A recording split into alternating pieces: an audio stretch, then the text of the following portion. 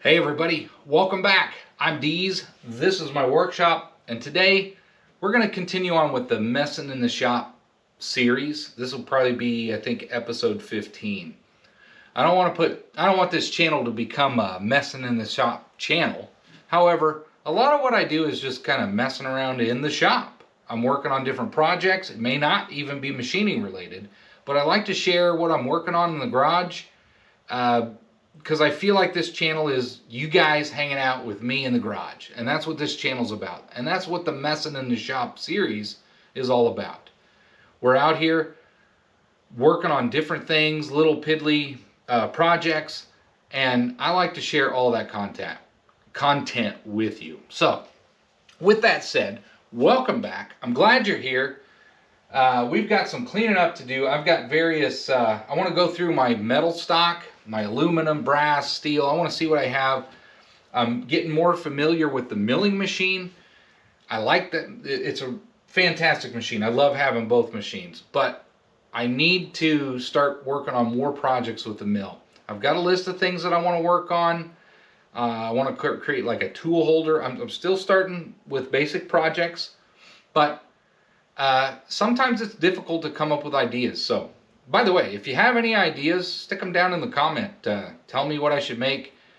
Again, some of the projects get pretty complicated. You know, you've got a lot of angles and projects and threaded this and angled that, and you know, you got to have the right tooling for different things. So I'm starting out trying to create simple projects in order to continue to learn the machine.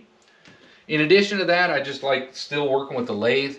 I think I'm going to have to replace those bearings in that lathe at some point. It's really starting to sound growly and grovelly. I don't know. You probably noticed that in some of the videos, some of these later videos. That's something I may tear into at some point. I want to determine if it's the motor or if it's the spindle bore and those bearings. So I'll probably take one of the belts off and just see if I can pinpoint where that is. Maybe I'll do that in this video. Anyway, I'm going to throw several different things I'm working on in this video and just make a good video for you all. Thanks for watching. I hope you enjoy. Let's get started with some of these little clips.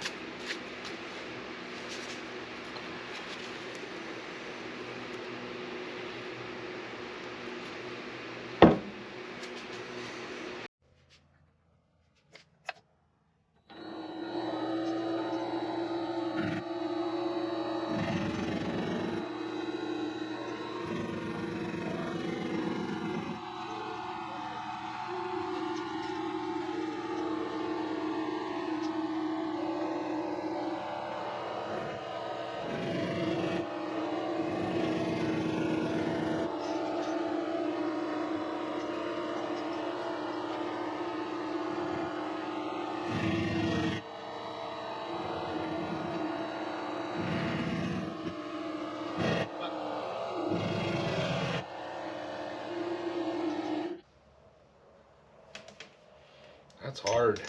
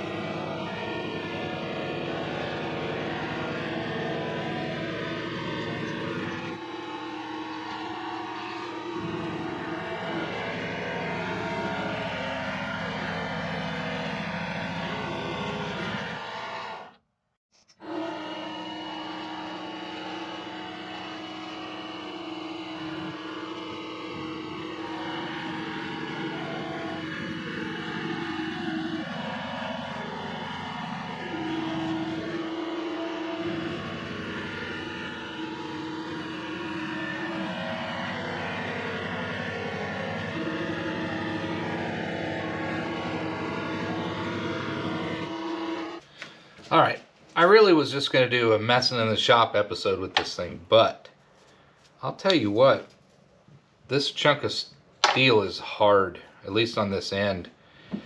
So I've been moving up on my high-speed steel. I think what I'm going to do is switch over to my carbide tip here. This is a new carbide tip. I just want to see if it was intermittent cuts and stuff, so I wanted to get that part of it off of there, but now that that's gone, I'm going to see if I can just take off some metal. This is hard. This is supposed to be A36 carbon steel, I think. But I want to be able to clean this chunk of billet up. So let's keep going. I'm going to try some carbide here. Let's see what this is.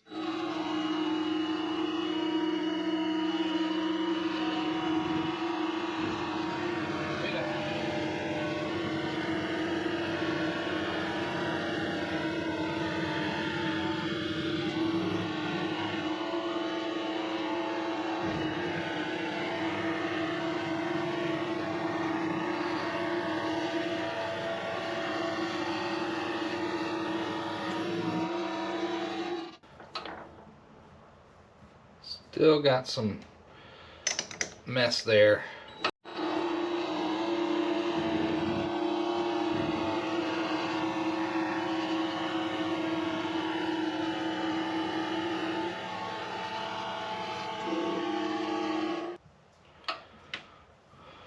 Chewy edge here. Again, I don't know if that's... it's just gouged up. Let's keep going.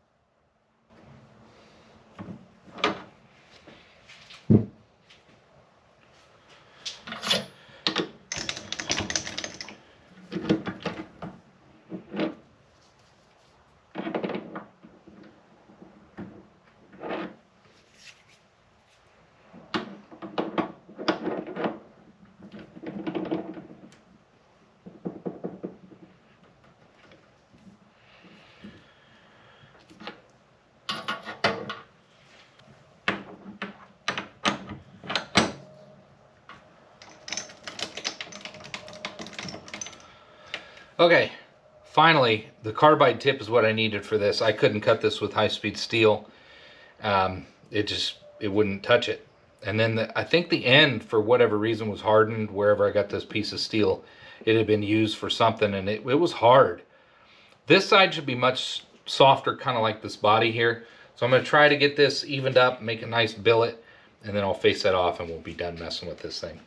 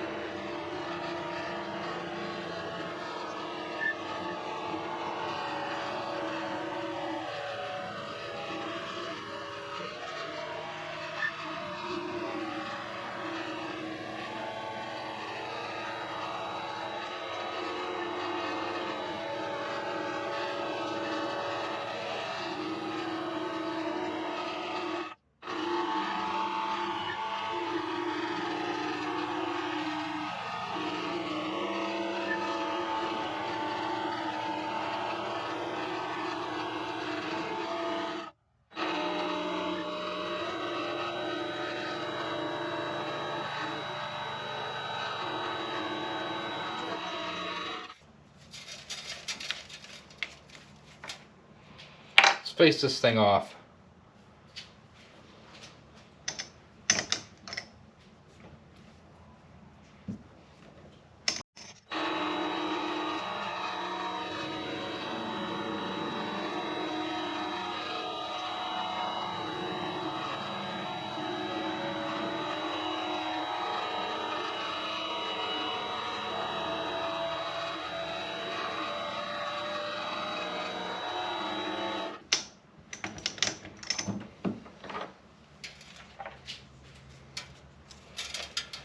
Put a chamfer on this, and then we'll be done messing with this billet. It's not perfect. I may flip it over yet and try to even that out. We'll see. Let's put a chamfer on that first.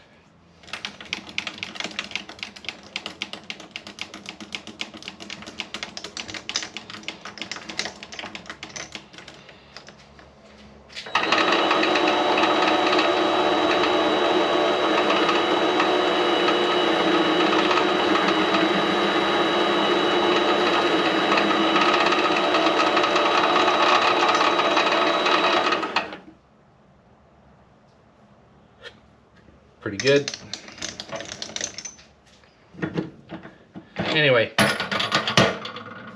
pretty big chunk of billet of steel ready to use for a new project. There was a really hard end on that. I don't know what that was from. I got it off of that steel I cut off. Anyway, thanks for watching.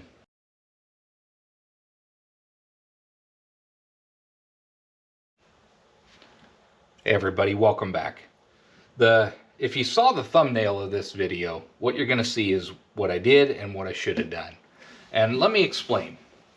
When I first got the milling machine, I'm like, okay, I need some end mills. And actually, before it arrived, after I purchased the mill and it was in shipment and being processed, I went ahead and purchased just a couple different things I knew I was going to need. I knew I was going to need some end mills. I knew I was going to need just a few other items in order to just test the machine, right? Start it up and just do some test cuts with something. So I went on Amazon. Pretty much, I might as well have just searched for cheap end mills, but I searched for end mills, high-speed steel, and what I ended up getting was these. So these are just the cheapest ones I found. I think they were 16 bucks on Amazon. I'm not going to link to it. I don't link to things in my videos. I'm not going to do that. I'm not affiliated with anybody. But if you just search Amazon, just like I did, you'll find the exact same thing. These are metric, hence this clip. I have 12 millimeter. The set came with, I broke one of them, but the set came with 8 milling end mills. There's a 12 millimeter, 10 millimeter, 8 millimeter, 6, 5, 4. I broke the 3, and there's a 2 millimeter. Of course, those are very small. Again, these are high-speed steel. They're very cheap, but I didn't care. I just wanted something cheap to start out with and learn. I knew I was going to be cutting aluminum and some of the cheaper materials like that. Again, this is a brand new machine to me. I want to just go through the motions more than anything and produce a result.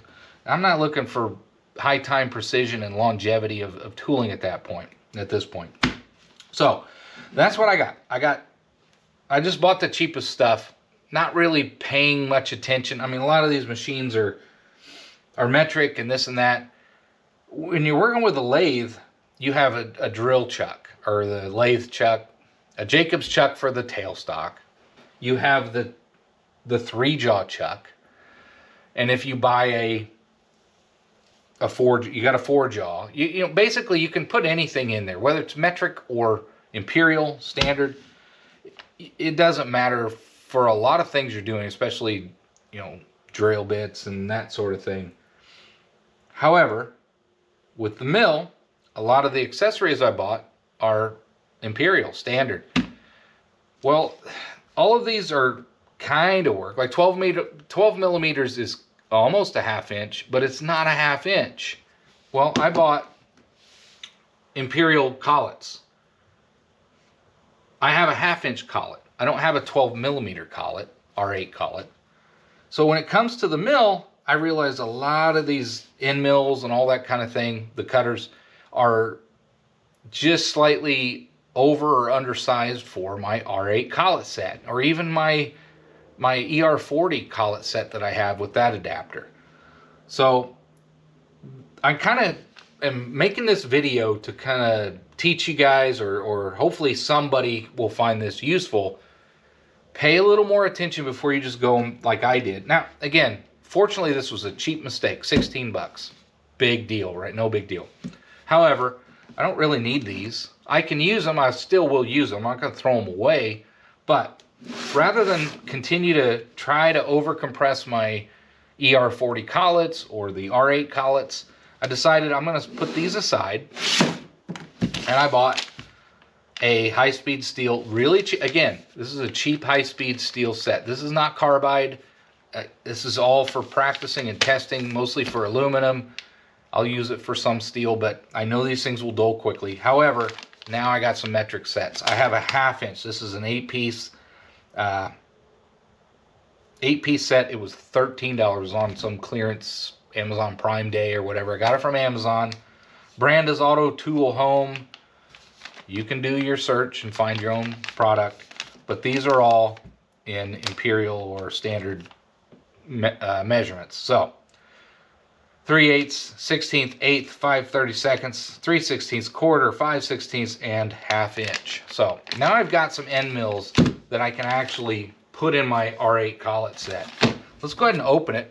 Why not? That's part of what this video is.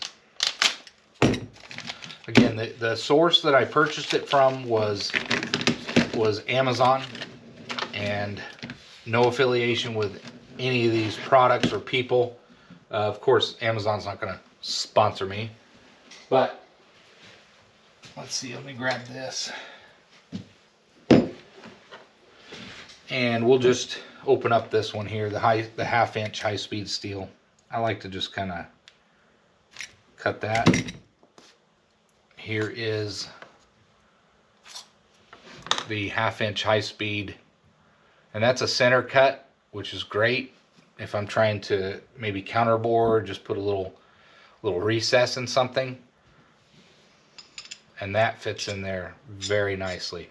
So you can see why I decided to go with high-speed steel, to go with that measurement. This is going to be way better. Again, with the 1/2 inch or the 12 millimeter, well, I'll get it out and I'll show you. So that fits in there very nicely. Again, this is nice and sharp. These aren't too bad. They're high-speed steel, but these aren't bad at all. $13, kind of hard to complain about. there's that. Here's the 12 millimeter, just for comparison if anybody's looking. And again, these were even, that's not even a center cutter, drip mill. But if you look, that's way more sloppy. So I have to really compress these collets, which I think can wear them out over time.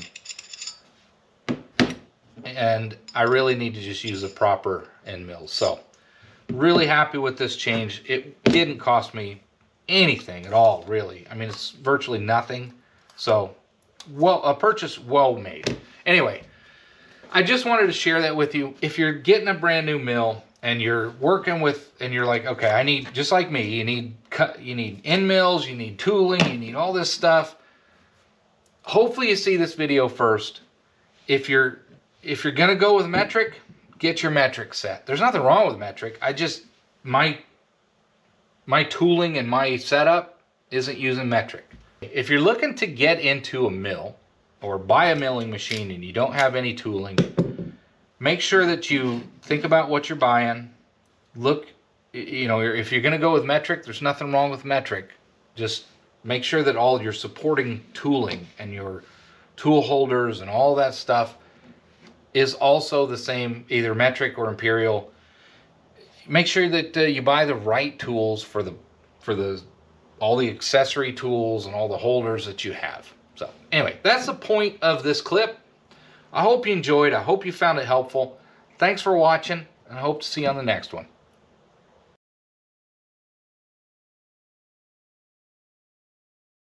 Hey everybody, welcome back. We're going to continue on this topic of things I should have done, and maybe somebody will see this and find some inspiration and guidance if you're in the same boat that I'm in, where you're looking to buy different tooling. Now, when I purchased my tooling and the lathe, I upgraded my tool post. You can see all those videos from the past, but long story short, you know, I ended up with an AXA style tool post, wedge type, quick change tool post, and one of the sets that I got, the original set came with the push knurler, the side knurler tool, and I've used this successfully for several projects, all of my projects up until now. However, the amount of force that this thing takes to push onto your materials, onto your workpiece, is, if it's maybe brass, I don't think it's a problem. But I've worked with steel and some other things. I think I've probably caused some problems with my bearings or with the headstock. It takes a lot of force, a lot of side pressure on your workpiece in order to create those knurls. So this is long overdue. I'm going to retire this tool holder, and I'll use it for maybe a left-hand tool, left-hand tooling, or some sort of tooling to cut on the back side of my material if I'm running in reverse.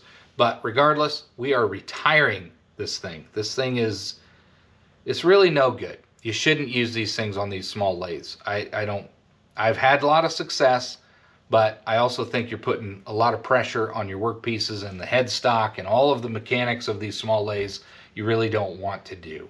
So this is the year of me upgrading and fixing some of the earlier purchases I made, and this is one of those. So knurl tool, it's handy to have. You're going to want to do some knurling. It's really fun to do.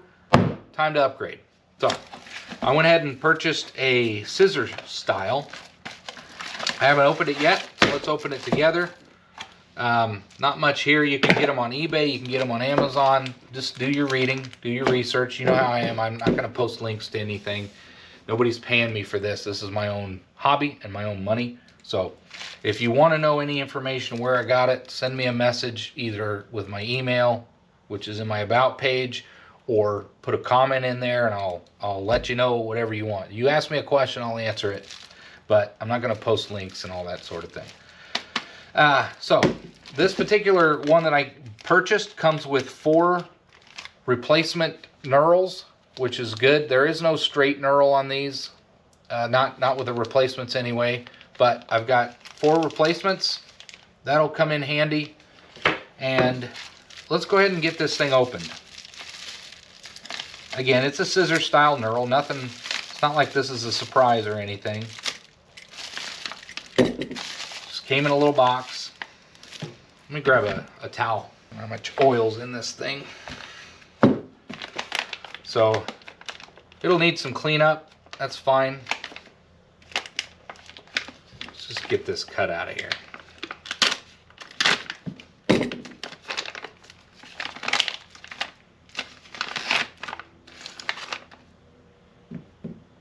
And there is an extra spring. So if you know anything about these, the gist is instead of pushing force against the side of your workpiece, you're going to be able to squeeze down, maybe.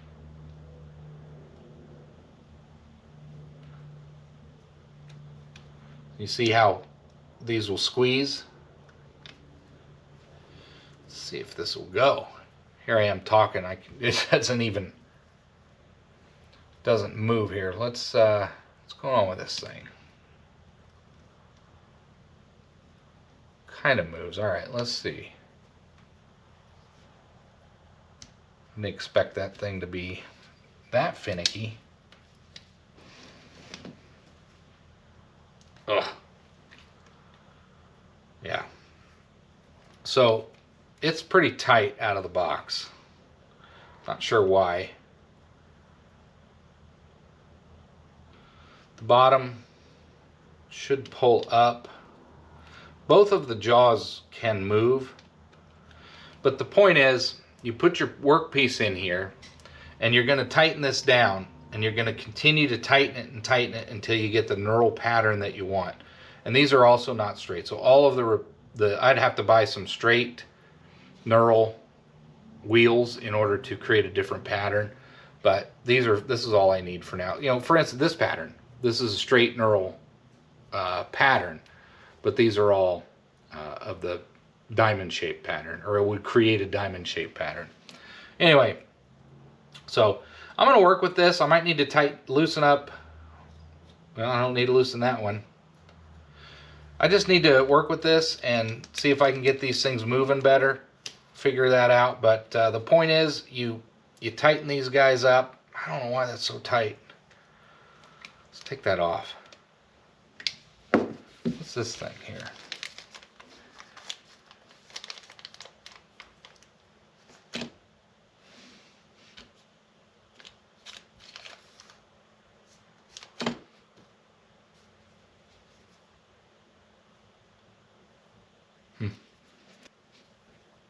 Let's see if I can get that off of there. I'll have to work with this. This is a lot tighter than I thought it would be, but take that off of there.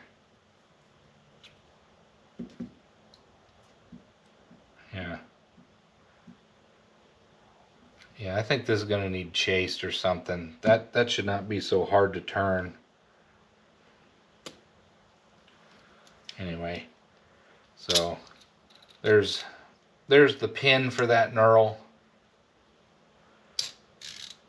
or for the clamp. Let's just take that out, and now you get the idea, right? So I'll loosen all that up. I'll play with it, clean these out. I might have to chase those threads, but you get the point, right? So you get your workpiece in there, and you just slowly tighten that down. So you're putting pressure on the vertical of your workpiece between the top and bottom equally. You're not pushing down and you're not pushing up. You're squeezing it together. You're not pushing forward like this thing on the side where you're pushing pressure. All that's tweaking your bearings up and down and left and right. This thing will actually just squeeze your workpiece, create your knurl, off you go. Bob's your uncle. Everything works great. So I just wanted to share that with you. This is another thing that I think you should purchase. If you're going to do any knurling, do this sooner than I did. I think I'm going to have to mess with my bearings at some point. They don't sound real good. I don't know if it came from the factory that way. They're probably not the greatest bearings. It's a Vevor mini lathe. But regardless, I don't think this helped any either. Scissor knurl tool, I recommend it. I'll give it a test shot in a future video, but I wanted to share that with you and let you know my experience and the reasons why I decided to go with this.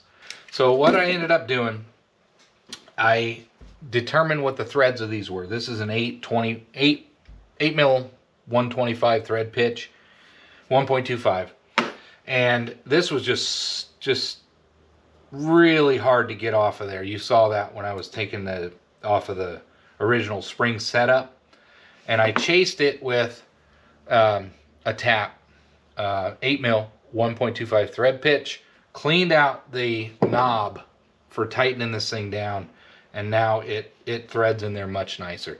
Let's reassemble this thing, finish this video properly, or this clip properly, and show you how this thing is supposed to work.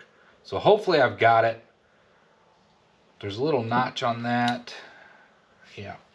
So I don't know how well that'll hold up, just as a review. I don't know if you can see it. There's a tiny little pin or notch milled into the bottom side. I don't see that holding up. I don't know that it'll matter, but there is a notch here, so we're going to line it up that way. I don't know how long that notch will stay there. We need to put our spring back in here.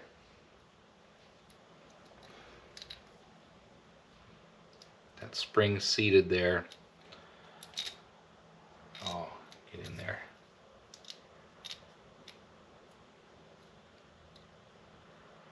Okay.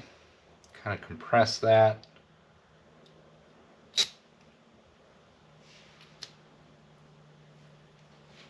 Again, I'm lining up that notch that's on there.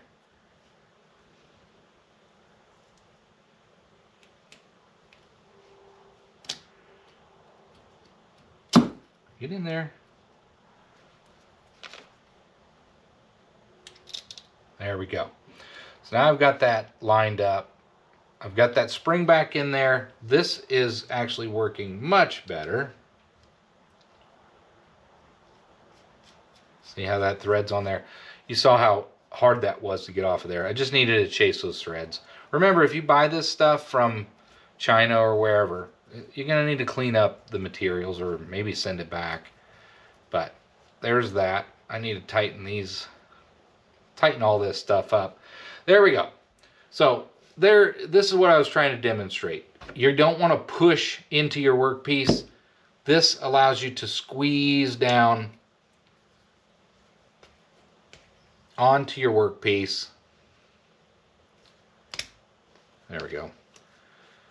Anyway, once you get your workpiece where you need it to be, you just squeeze this thing down until you get the knurl the desired effect. I think, let's open this thing too. I think I know what this is. It's kind of weird, but it may not be. I think it's a chuck, so to speak. Maybe not. Not exactly sure what this is for. Need to do a little looking, but I thought it would be, you know, so I can use this to tighten it down. But what would this be for?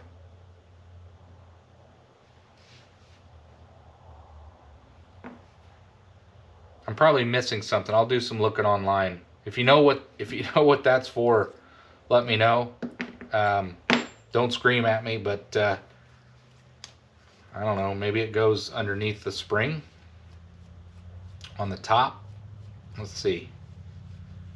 Again, I'm playing around. I'm learning this thing. I didn't expect it to come with that, whatever that is. So go there.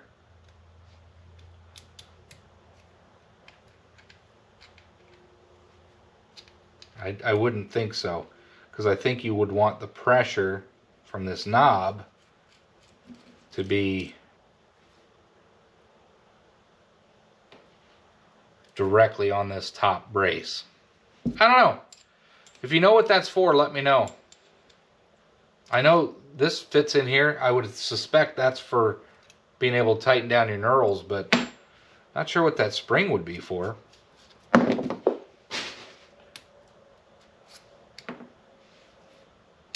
I don't know. Post it down in the comments if you know. anyway, that's how that thing works. I got it cleaned up. It's functional, or at least parts are moving now. I'm anxious to use this versus the side pressure knurling tool. Thanks for watching.